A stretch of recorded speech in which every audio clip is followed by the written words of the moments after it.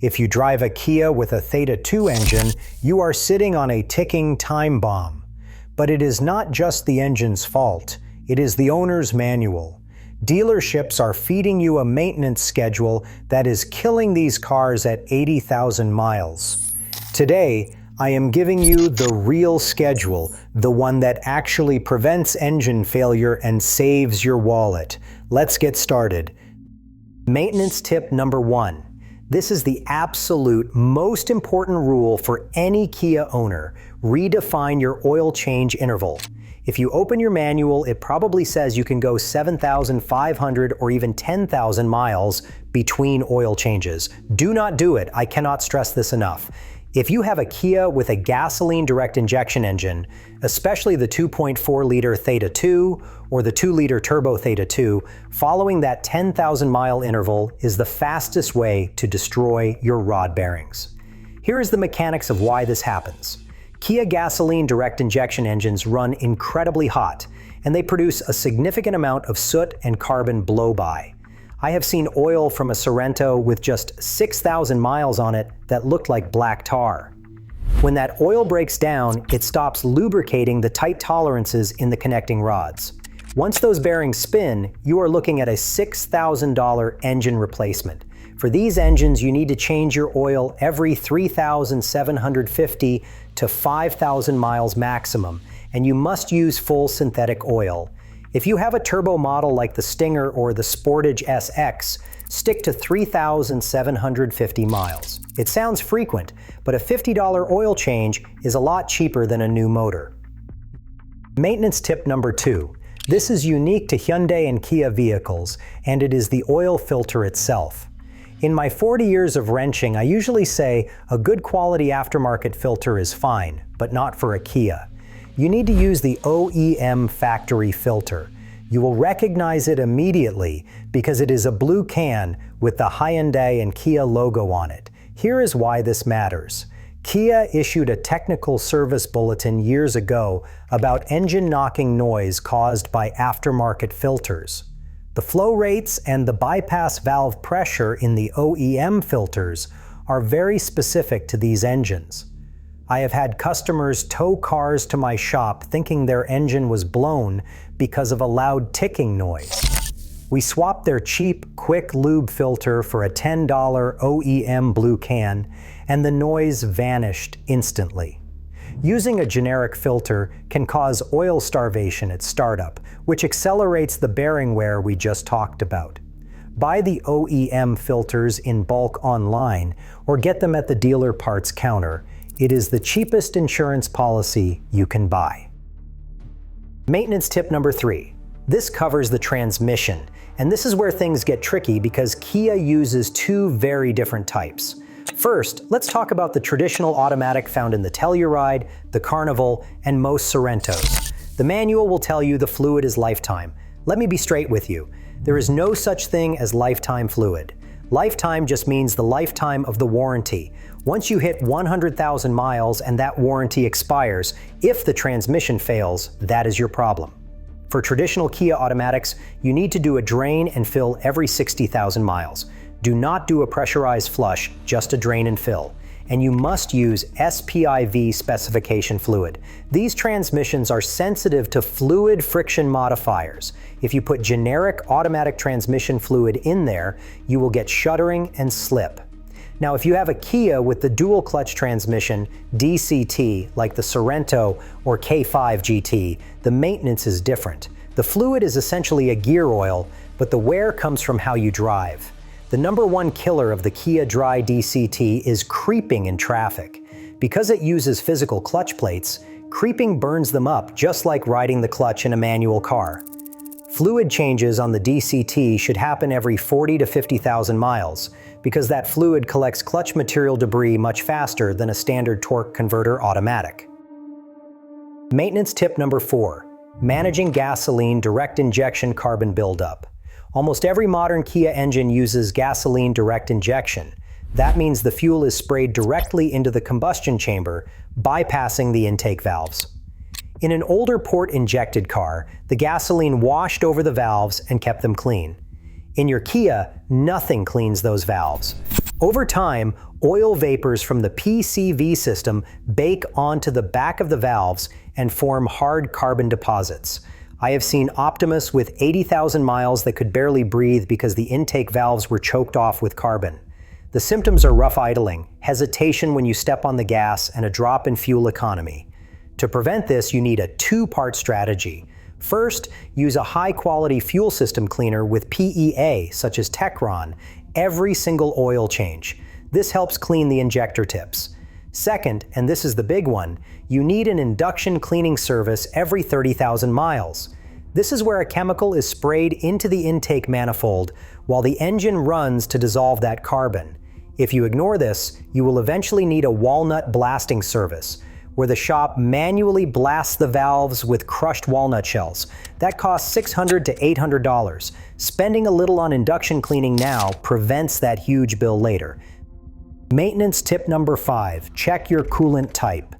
Kia uses a specific phosphate-enhanced organic acid technology coolant, usually pink or blue depending on the year. The biggest mistake I see owners make is topping off their reservoir with that generic universal green or yellow coolant from the gas station. Do not mix coolants in a Kia. When you mix different chemical formulas, they can react and turn into a gel that clogs your heater core and radiator, or worse, the mixture becomes acidic and starts eating your head gaskets. Kia head gaskets, especially on the older 2.4-liter Theta II engines, are already a weak point. You do not want to give them a reason to fail. I recommend doing a coolant drain and fill every 5 years, or 50,000 miles, regardless of what the manual says about 100,000 miles. Fresh coolant protects against electrolysis, which is an electrical reaction that eats away metal from the inside out. Keeping the pH balance of your coolant correct is critical for the longevity of your water pump and radiator. If this kind of no-nonsense car advice is helping you catch problems before they blow up your wallet, hit that subscribe button right now. Maintenance tip number 6. This is about your braking system, but not the pads and rotors. I am talking about the brake fluid itself. You might recall that Kia has issued massive recalls for the Hydraulic Electronic Control Unit, HECU. This is the computer and pump module that controls your anti-lock braking system and traction control. These units have a defect where they can short circuit and even catch fire, sometimes while the car is parked. While the recall installs a fuse to help prevent fire, the root cause is often moisture and corrosion inside the unit. Brake fluid is hygroscopic. It absorbs moisture from the air like a sponge. Once that water content gets too high, it corrodes the internal valves of that expensive anti-lock braking system module. A new HECU can cost more than $1,500. To protect this system, you need to flush your brake fluid every 2 years or 25,000 miles. It is a simple service that removes the moisture-laden fluid and replaces it with fresh DOT3 or DOT4 fluid. Do not skip this. It is a safety issue as much as a reliability one. Maintenance tip number 7. Focus on your spark plugs and ignition coils. Kia ignition coils are known to be a bit sensitive. If you run your spark plugs too long, the gap between the electrodes widens. This forces the ignition coil to work much harder to bridge that gap with a spark. Overworking the coils causes them to overheat and fail. For non-turbo models like the base Soul or Forte, you can usually go roughly 75,000 miles on a set of iridium plugs. If you have a turbo engine like in the Stinger GT or the Sportage Turbo, you need to cut that interval in half. I recommend changing spark plugs on turbo Kias every 40,000 to 45,000 miles. The high cylinder pressures in a turbo engine wear out plugs much faster. If you wait until you feel a misfire, you have likely already stressed the ignition coils. A set of plugs costs about $60 if you do the job yourself. A full set of coils and labor can run you $500. Do the math. Change the plugs early. Maintenance tip number 8. Understand the severe usage schedule. I mentioned this at the start because you need to know why you fall into this category. Every Kia owner's manual has two schedules, normal and severe. Dealerships and salespeople love to sell you on the normal schedule because it makes the car look low maintenance. But if you read the fine print, severe usage includes driving in stop-and-go traffic, driving short distances where the engine does not fully warm up, driving in very hot climates or very cold climates, and driving in hilly areas. Be honest with yourself.